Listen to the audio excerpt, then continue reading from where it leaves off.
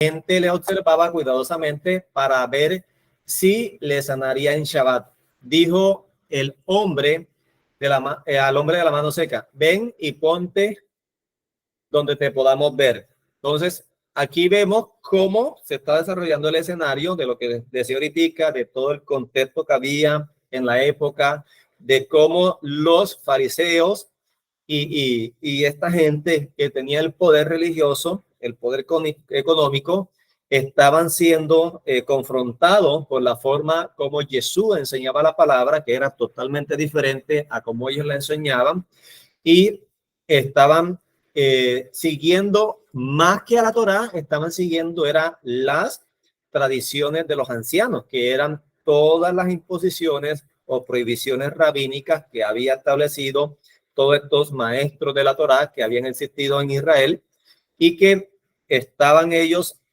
sobre todo esto. Entonces, por eso las escrituras, cuando nos habla el lejá, sal de allí, ven a lo que yo te mostraré, es esa la invitación que Yeshua nos está haciendo, que nosotros podamos también salir de la religiosidad, salir de las tradiciones que heredamos de nuestros ancianos, nuestros padres, nuestra familia, que salir de las doctrinas que nos enseñaron y volvernos a la obediencia a la Torá. Dice versículo 4, entonces ellos le dijeron, verso 13, y le dije al hombre de la mano seca, ven y ponte donde te podamos ver. Y dice verso 4, entonces les dijo a ellos, ¿qué es permitido en Shabbat? ¿Hacer el bien o hacer el mal? ¿Salvar la vida o matarla? Pero ellos se quedaron en silencio, no dijeron nada, porque Yeshua los confronta y utiliza siempre esta forma de compartir, que es algo común para un judío. Un judío siempre te responde una pregunta con otra pregunta. Y esa forma de enseñar es utilizando siempre la lógica, el sentido común y dando respuestas simples y obvias que ya están establecidos por el Eterno. Entonces, el tema que había un debate aquí interesante, que Yeshua los estaba confrontando y él estaba diciendo, ustedes han impuesto una carga tan pesada sobre el pueblo que ustedes ni siquiera la quieren tocar con un dedo. Así que esto, que es el Shabbat, el día que el Señor ha creado para el hombre, no el hombre por causa del Shabbat, sino el Shabbat por causa del hombre, ustedes lo han convertido en una carga que la gente no puede deleitarse en el día del Señor, porque ustedes han puesto que tienes que prender las velas, que tienes que hacer esto, que tienes que amarrarte primero el zapato derecho, después el izquierdo, que tienes que esto y tantas cosas, que eso se convirtió en tradiciones de los ancianos. Y vemos aquí cómo Yeshua los empieza a confrontar, y por eso establecíamos de que el día correcto era Shabbat. Sí, sí era el día correcto. Sí lo estaban haciendo en el día correcto, porque en ningún texto lo contradice Yeshua. Todo lo contrario, lo afirma y lo ratifica, que él iba cada Shabbat a la sinagoga de ellos y compartía la palabra. Entonces estaban en el día correcto. Lo que no estaban en lo correcto era en las tradiciones, porque ellos habían impuesto muchas tradiciones en el Shabbat y habían convertido en una carga pesada el día del Señor, que debe ser un deleite para nosotros y para cada creyente el poder estar en el Shabbat. Entonces vemos que Yeshua los empieza a confrontar, Yeshua les empieza a decir qué es lícito hacer en el día de descanso, en el día de reposo. ¿Es lícito quitar la vida o matarla? O matarla. ¿Es lícito hacer el bien o hacer el mal? Pero ellos siendo confrontados con esto, porque ellos estaban buscando a ver en qué se equivocaba Yeshua, en qué le podían acusar, no en cómo hacer para poder aplicar el mandamiento a sus vidas personales. Hoy estamos en un escenario igual. Hoy nos pasan señalando, nos pasan acusando, porque no estamos como todo el mundo en el día del Señor, que llama la cristiandad, que es el domingo, y como nosotros estamos en el día correcto, entonces nos señalan que ahora somos estamos judaizando, que ahora estamos haciendo cosas que no es, pero es todo lo contrario. Nosotros estamos haciendo conforme a como Dios lo estableció en su palabra. Entonces vemos que Yeshua los confronta y cuando nosotros vamos a enseñar temas contradictorios, temas tan cruciales como esta, tenemos que utilizar palabras o expresiones o, mejor dicho, preguntas con respuestas obvias. ¿Dios estableció el Shabbat? La respuesta obvia es sí, Dios lo estableció. ¿Desde cuándo lo estableció? Desde el principio de la creación. ¿Qué día es el Shabbat? El séptimo día de la semana. Son preguntas obvias con respuestas obvias y simples. De esa manera, la persona puede llegar a tener una convicción más rápida que nosotros ir e imponer nuestra posición o nuestro punto de vista, no, que esto es así, así, así. Entonces la persona, en vez de abrirse a recibir la enseñanza, se bloquea, se cierra, no, porque a mí me enseñaron de esta forma, de esta manera, y no, tú no estás en lo correcto es lo que yo aprendí. Por eso Yeshua utilizaba parábolas, utilizaba preguntas y los confrontaba constantemente para poder llevarlos a una buena enseñanza. Entonces, vamos acá en lo que estaba compartiendo. Aquí, entonces, les decía de que era el día correcto, porque Jesús en ningún momento lo contradijo, estaba en el Shabbat.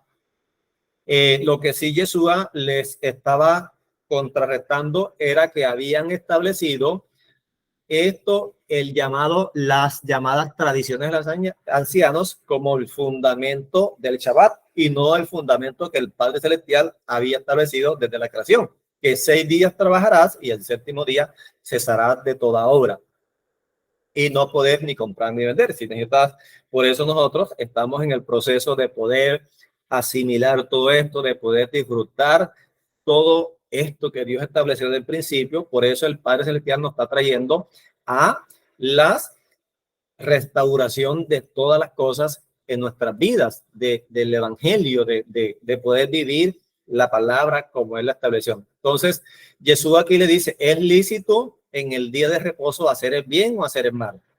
Salvar la vida o quitar la vida. Dice que ellos se quedaron en silencio porque estaban siendo confrontados de tal manera que ellos no pudieron decir, no tienes la razón, estás equivocado, porque ellos sabían que Yeshua tenía la razón. Ellos sabían que Yeshua les estaba diciendo que era bien. En los textos paralelos habla de que Yeshua enseñándole si un hombre de vosotros, si uno de vosotros que tiene su ovejita y su oveja le cae en un hoyo en Shabbat, no se mete al hueco y la saca o la deja ahí hasta el día siguiente para que la oveja se muera. No, todo lo contrario, él se mete, está lícito, es lícito hacer lo correcto, hacer el bien el día de reposo. Y el ejemplo que constantemente nos coloca el pastor, si de pronto un familiar nuestro se enfermó en Shabbat, entonces nosotros como es Shabbat, no puedo trabajar, no lo voy a llevar al médico, que espere hasta el día siguiente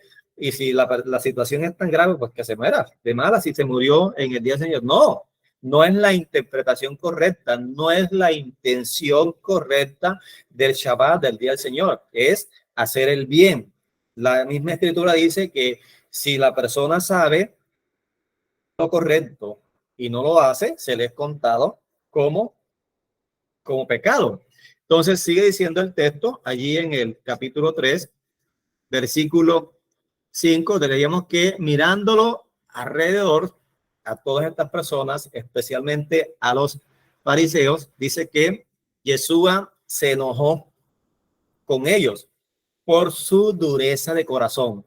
Y además de eso, hubo una mezcla de enojo con tristeza, porque ellos estaban siendo confrontados, pero ellos no estaban siendo redarguidos por el Espíritu, porque su corazón cada vez se endurecía más y estaban era buscando en qué podían acusar a Yeshua.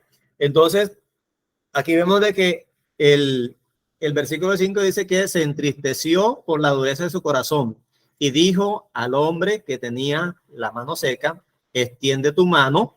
En medio de todo el pueblo, en medio de todos los que estaban allí en la sinagoga, Jesús le dice a la persona que estaba con la mano seca, extiende tu mano, y dice el texto literal que su mano le fue restaurada sana como la otra mano. En medio del Shabbat, en medio de los maestros de la Torá, en medio del pueblo común, muchos empezaron a glorificar a Dios, pero estas personas, ¿qué hicieron? Dice que salieron los fariseos, tomaron consejo con los herodianos contra Jesús para poderle destruir. Entonces, por eso Yeshua los confrontaba tan fuerte y les decía: generación de víboras, ustedes son una generación perversa, su padre es Hasatán y no Abraham, porque las obras que Abraham hizo, ustedes no las están haciendo, porque ustedes quieren matarme. Él se los decía así abiertamente. Entonces, Jesús manifestó sus emociones, y hoy por hoy también, ¿cómo se sentirá Yeshua cuando nosotros no estamos haciendo su voluntad? Cuando nosotros, en vez de agradarlo a él, estamos agradando a fulano, a la fulana, porque ellos establecieron que en la iglesia se tiene que hacer así y así, y nosotros lo seguimos a ellos. Entonces, esto tiene que calar en nuestro corazón, y nosotros cada día necesitamos es buscar la forma de cómo yo puedo asimilar el mandamiento, ponerlo en práctica en medio de mi vida cotidiana, en medio de lo que hago para poderlo vivir. Entonces, hoy es necesario que nosotros, todos nosotros, dejemos toda controversia, toda contienda, y mejor nos dediquemos a buscar la forma de cómo yo puedo aplicar los mandamientos a mi vida personal. No a señalar, no a estar discutiendo de que sí, que tiene la razón, que no tiene razón, sino de dar el ejemplo con nuestra vida personal de cómo yo puedo aplicar el mandamiento. Muchos tenemos una limitante porque estamos trabajando secularmente, y en los trabajos que tenemos no se nos da el espacio para estar en Shabbat, pero ya el Espíritu Santo, el Todopoderoso, ha colocado esa convicción en nuestro corazón, que nosotros anhelamos tener ese espacio y poder compartir con los hermanos y poder estar en Shabbat reunidos con todos. Entonces, es eso. Entonces, seguimos leyendo aquí. Marcos capítulo 3, versos 7 al 12, dice lo siguiente: mas Jesús se retiró al mar con sus discípulos, y le siguió gran multitud de Galilea y de Judea, de Jerusalén, de Idumea, del otro lado del Jordán, y de los alrededores de Tiro y de Sidón. Oyendo sus grandes cosas que hacía, grandes multitudes vinieron a él, y dijo a sus discípulos que le tuviesen lista una barca a causa del gentío, para que no le oprimiesen, porque había sanado a muchos, de manera que por tocarle, cuantos tenían plagas caían sobre él. Y los espíritus inmundos, al verle, se postraban delante de él, dando voces diciendo: tú eres el Hijo del Dios Altísimo. Dice, mas él reprendía mucho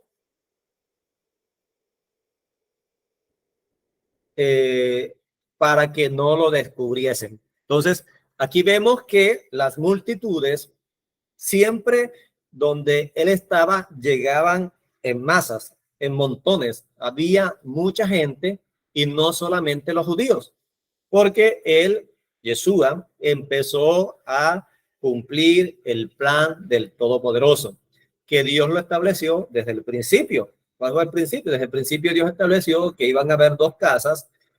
Dios estableció que el menor iba a ser servido por el mayor. Dios estableció de que desde el menor se iban a bendecir toda la familia de la tierra con Abraham, y que cuando Yeshua viene, él literalmente afirmó y ratificó: yo he venido a buscar las ovejas perdidas de la casa de Israel. ¿Por qué Jesús hace esta expresión o expresa o hace esa afirmación?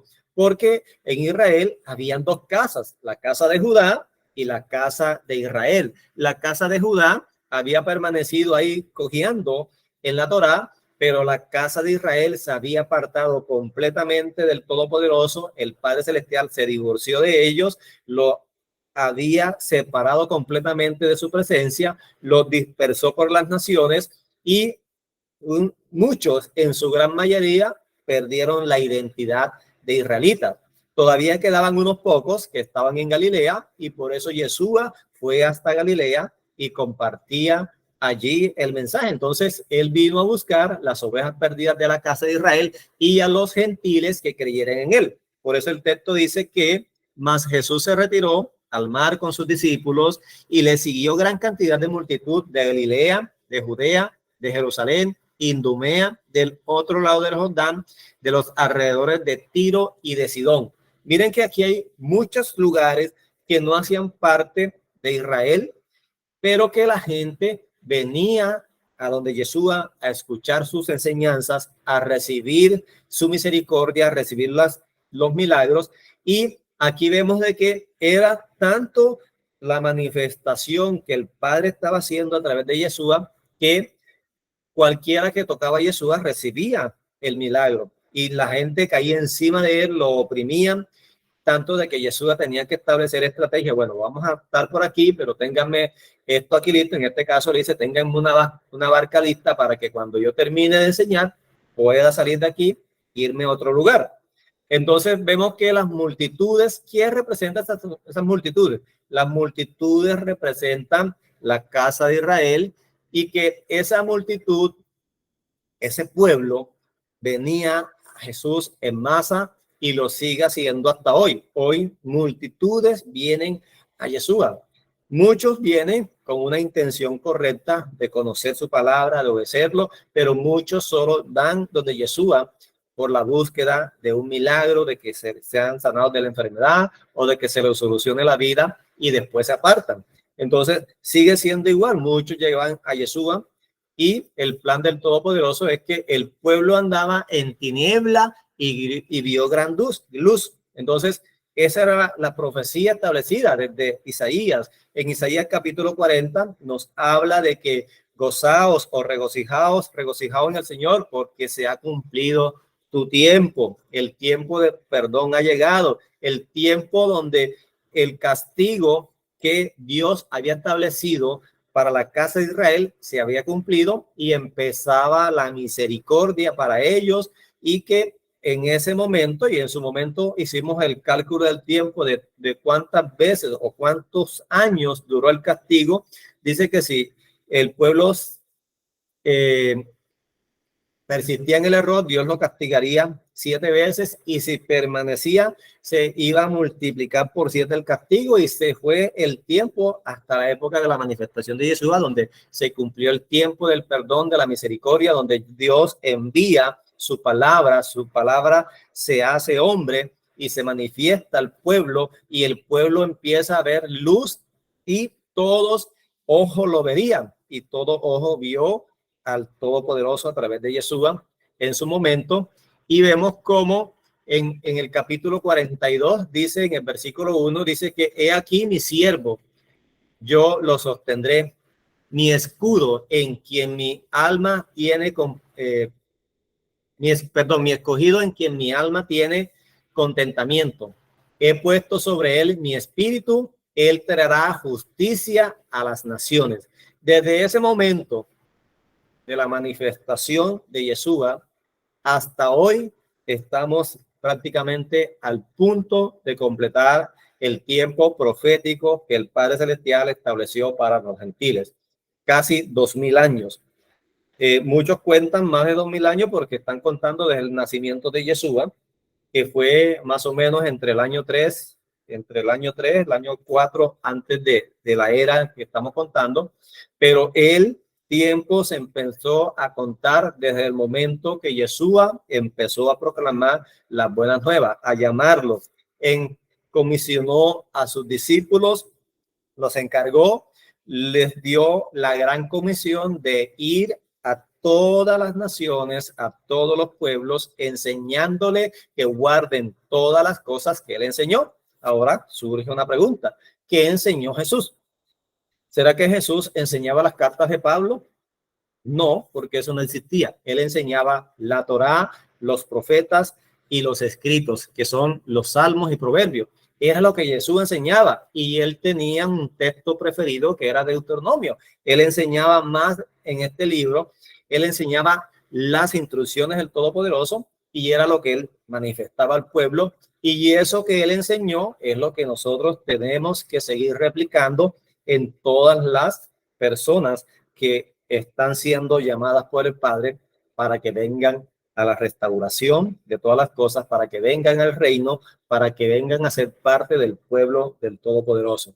Entonces tenemos esa tarea, nosotros hacemos parte de esa gran multitud, y la palabra nos muestra de que las naciones representan de pronto las aguas, los mares, los peces representan las multitudes, y por eso Yeshua le dice a Pedro, ven, sígueme, porque te haré un pescador de hombres. Entonces nosotros tenemos que estar preparados para presentar defensa del evangelio, presentar el mensaje, y que el Padre Celestial se encargue de hacer su parte. Nosotros simplemente somos los emisarios, somos los enviados, somos los discípulos, somos los que compartimos el mensaje, pero a la final quien hace el trabajo es el Todopoderoso, el Padre Celestial. Nosotros debemos seguir compartiendo, llevando la palabra, y sigue diciendo la palabra, la elección de los discípulos.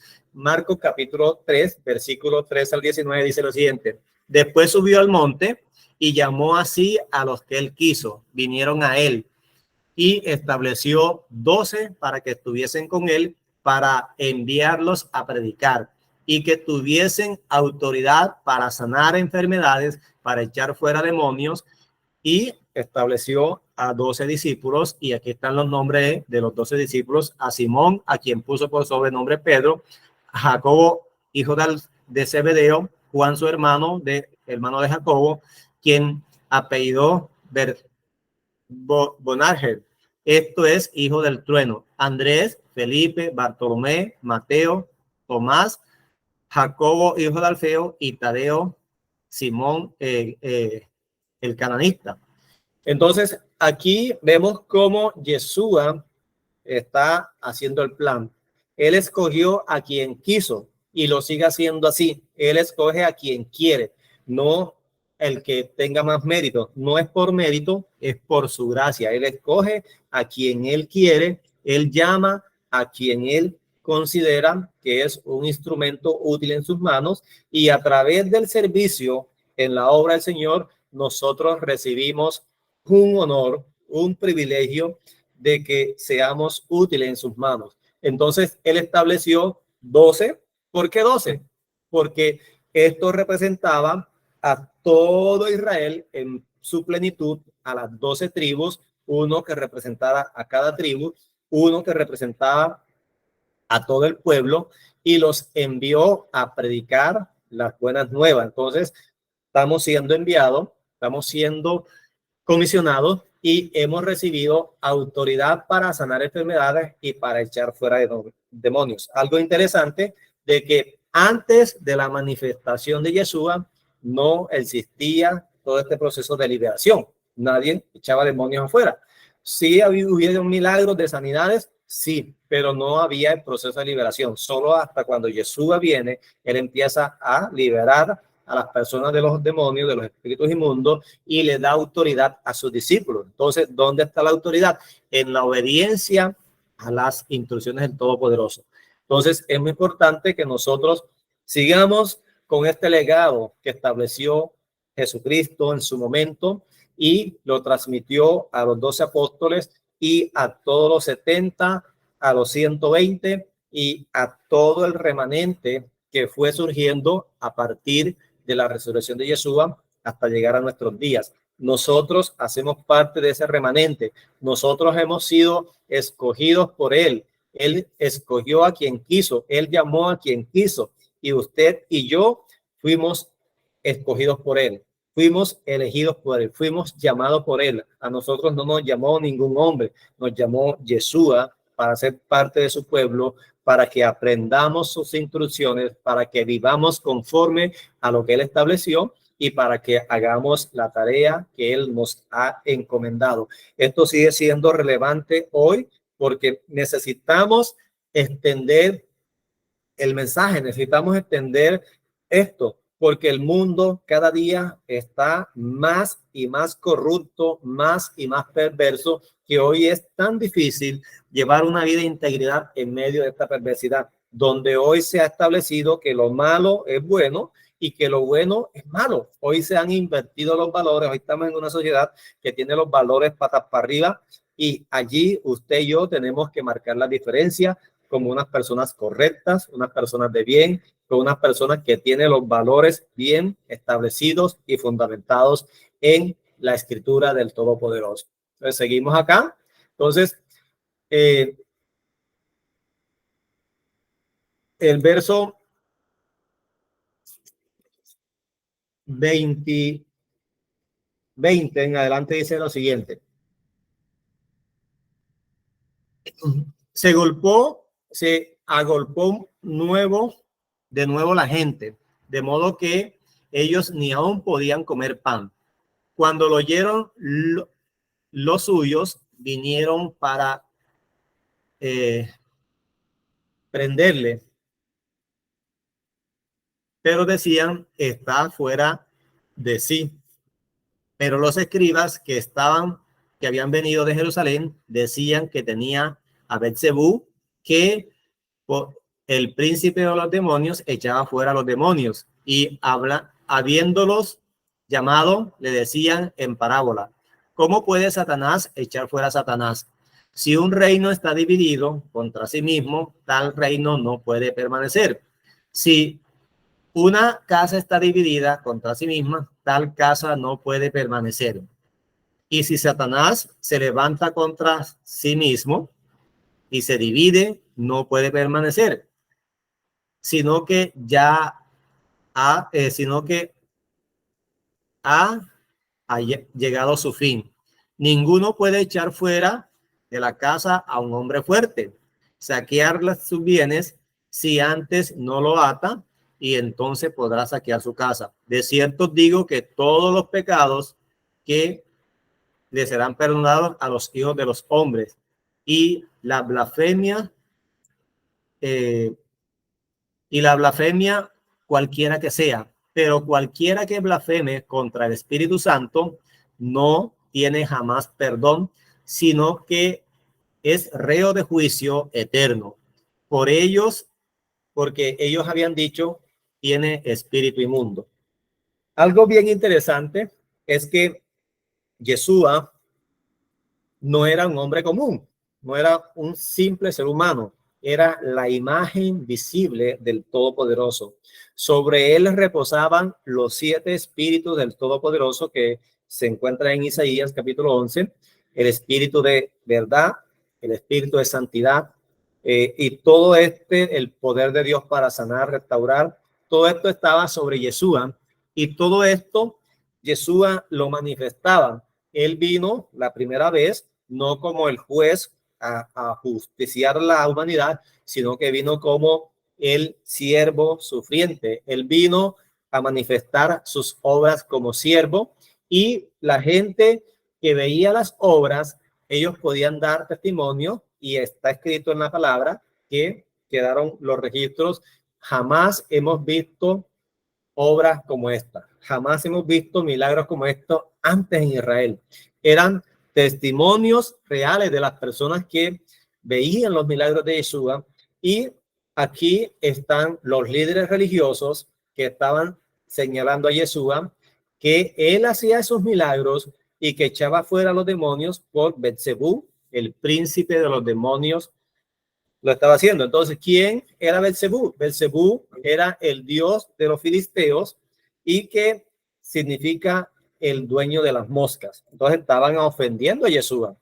Por eso Yeshua los empieza a confrontar y le empieza a decir que todos aquellos que blasfemen contra él, pues si se arrepienten, él tiene misericordia de ellos, los perdona, pero todo aquel que blasfeme contra el Espíritu Santo no tiene perdón. Entonces hay que tener cuidado con lo que nosotros estamos haciendo o estamos diciendo, A partir de la manifestación de Yeshua, empezó la liberación.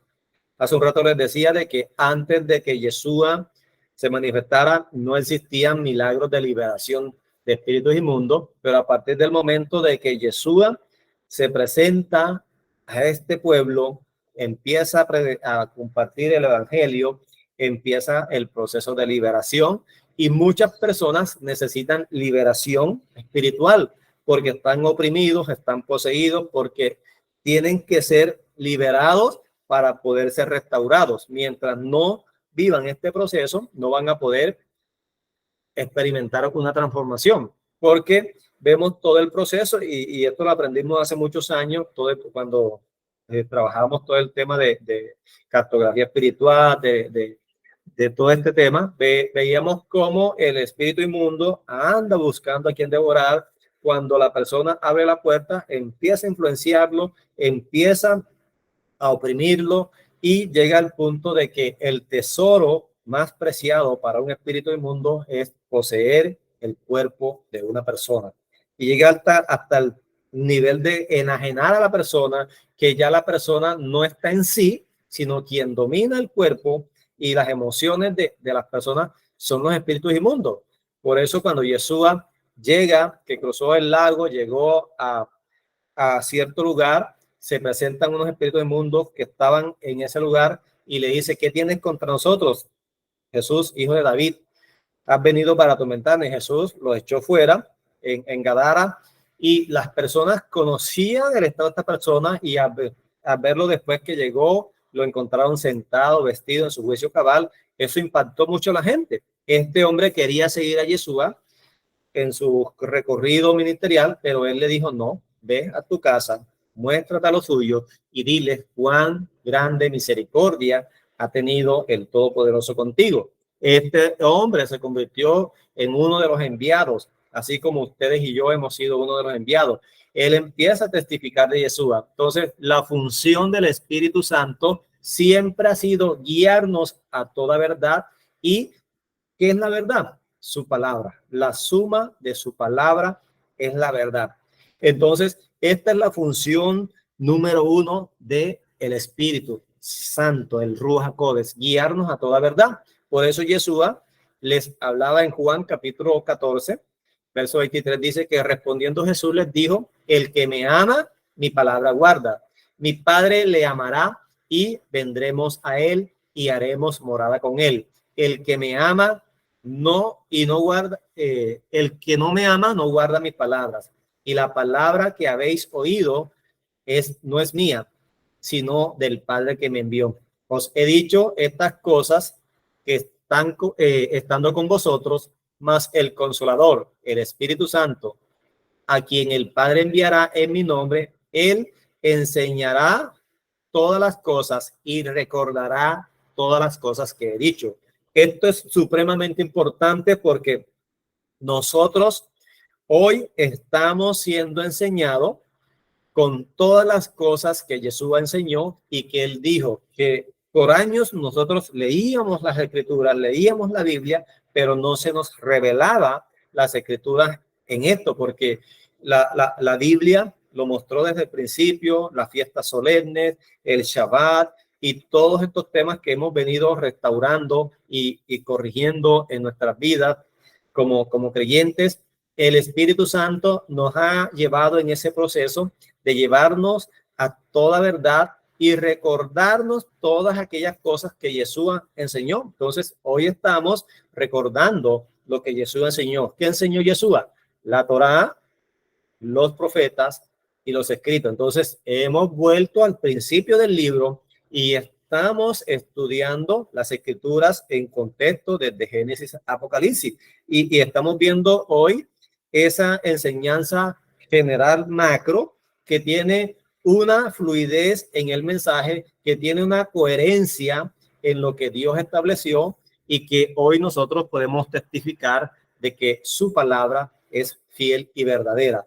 De que hoy el Nuevo Testamento, como se le ha llamado, tiene coherencia y tiene una conexión tan maravillosa con lo que es el Antiguo Testamento, de que no se contradice, de que no tiene errores, sino todo lo contrario, ratifica todo lo que Jesús enseñó, todo lo que los profetas enseñaron, todo lo que el Padre Celestial estableció desde el principio. Por eso es muy importante que hoy nosotros nos cuidemos de hablar mal de Yeshua, de blasfemar contra el Espíritu Santo, de negar la verdad, de negar la palabra, muchos se atreven a blasfemar, a decir que el Espíritu Santo es como un ventilador, una fuente activa. No, no es la presencia del Todopoderoso, es el Espíritu de verdad que nos lleva a esa convicción de la palabra, de la verdad.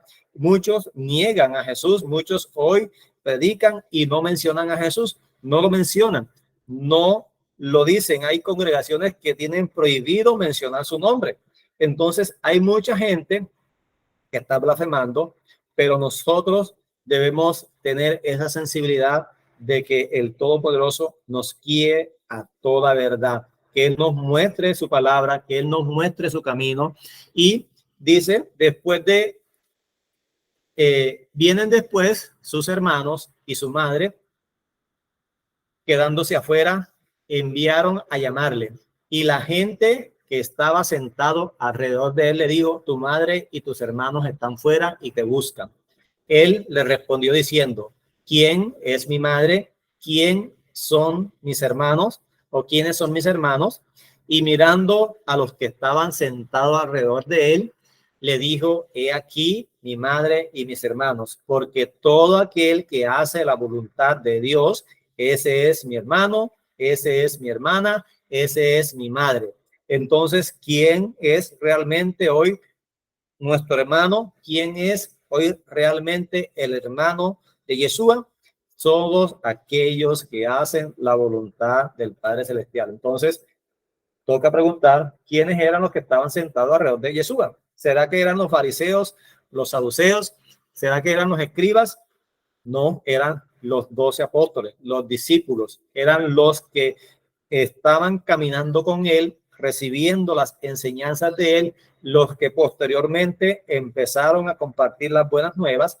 Ellos aprendieron de primera mano todas las instrucciones de Yeshua y las pusieron en práctica y las transmitieron a la siguiente generación, y eso, gracias a su trabajo, llegaron a nuestros días, llegó a nuestras manos. Gracias a la misericordia del Todopoderoso, nosotros hoy podemos decir que nosotros somos hermanos de Yeshua, que Él es nuestro hermano mayor, que ustedes y yo somos hermanos en la fe porque hacemos la voluntad de Dios. Le llevamos un poquito atrás eh,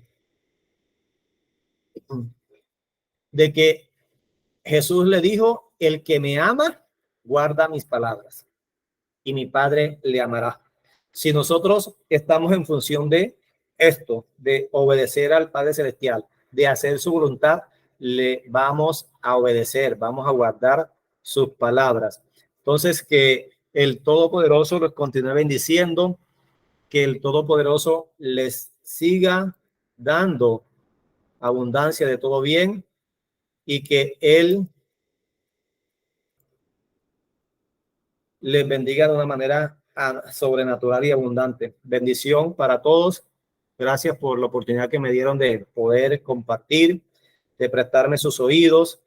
Es un proceso maravilloso donde el Señor nos enseña a nosotros y poder compartir con ustedes. Bendición para todos. Amén, amado. Bendiciones. Señor le bendiga. Amén, Amén. amén. Al Eterno. Siempre es bueno identificar el judaísmo del primer siglo, que viene desde el tiempo de Abraham, que se puede decir que es una de las religiones más antiguas, con el judaísmo rabínico.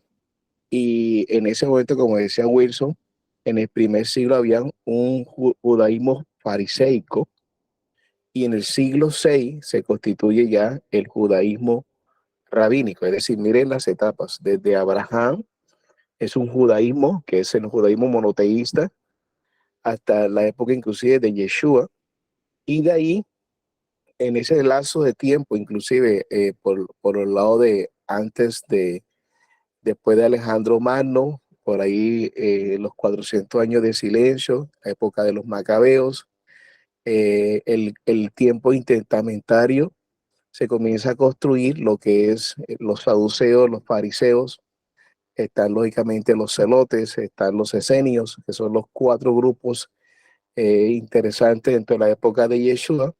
En ese momento hay un judaísmo fariseico, por decirlo de esa manera, aunque el Sanedrín está constituido mucho por el tema de lo que eran los saduceos, que eran los que tenían el poder, los fariseos, y tenían normalmente 4 escribas, a veces 2 escribas en las esquinas. En el primer siglo de la era común, después de Mashiach, después de Cristo, está el judaísmo fariseico. Y en el siglo VI aproximadamente está el judaísmo rabínico. Entonces, miren la etapa, digamos, la línea de tiempo, la línea cronológica, que es muy importante determinarla.